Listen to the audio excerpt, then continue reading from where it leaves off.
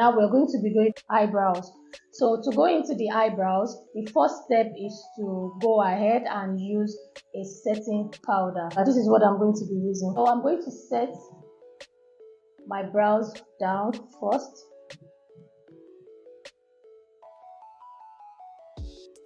This is just to mattify this part down and to avoid any slippery. And the next product I am going to be applying on my brows is, you can use a brow tamer, like there are products that are meant for taming down your brows. But for me, I like to use this. This is hair wax from this brand. So, and this is for taming down edges for your hair. So I use this on my brows to tame it down, and this works really well.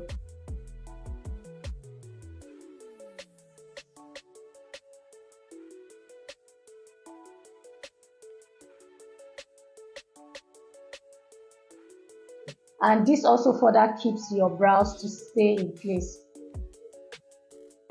I like to make use of brow gel just because it lasts much longer than a pencil.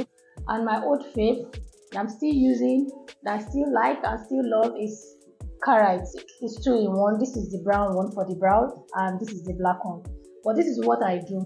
Look at my brows. Naturally, I have really dark brows, like black, like my brows are really dark. You can see how it looks. So if I go ahead and use black, if I go ahead and use the what's it called, the brown one, when I take picture, you can basically see the brow pomade color differently from my own natural brows. So what I normally do is either I go with black or I mix both just to mimic my natural brow hairs. And I use a flat 2-in-1 brow brush, one spoolie and the other side is an angle brush. I'll go ahead and dip into the brown color, then I'll go ahead and dip into the black. So I'm going to first of all show you guys what I'm talking about here. Look at this part here that I have a sparse brow. Make sure your brush is thin. Can you see? So I'm going to go into that part and just create like a stroke to mimic that space, to mimic my brow hair, sorry.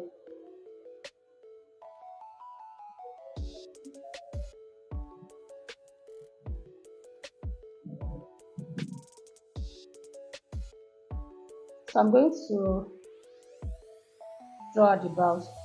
I'll start with this part. So what I'm doing here, like I said, is follow with what you have or what your client has. Just follow through with it. Once you draw out how the shape of the brow is naturally, then you can go ahead and start filling in if there's any need to. I'm going to start from somewhere around here.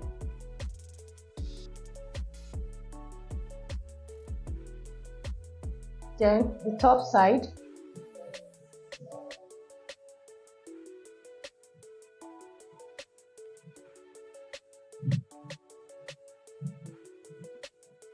Then I'll start filling in this space here.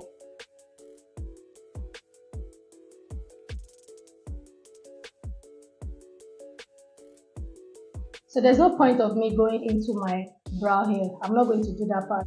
I'm not going to fill in my own brows, because if I should go in and fill in my brows, it's going to turn out a lot darker.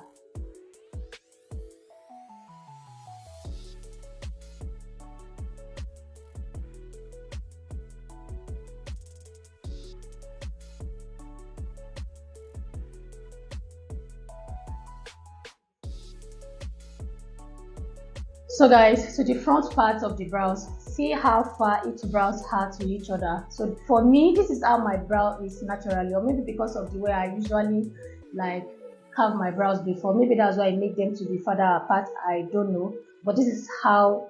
So if I'm to contour this my nose according to how my brows are, that means I'm going to start from somewhere around here, and I don't like that. So I like to make my brows start from my brow hair start from somewhere around here lightly, so that will help with when I need to contour my nose. That makes my nose to become a lot pointer and a lot smaller.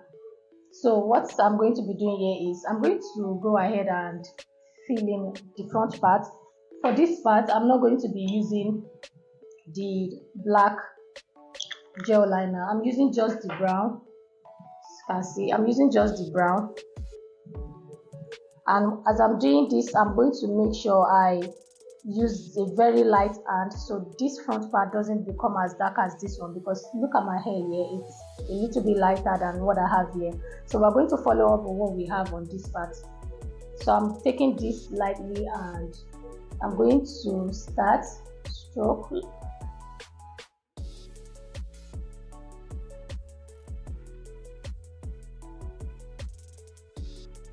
Like you are barely touching your skin.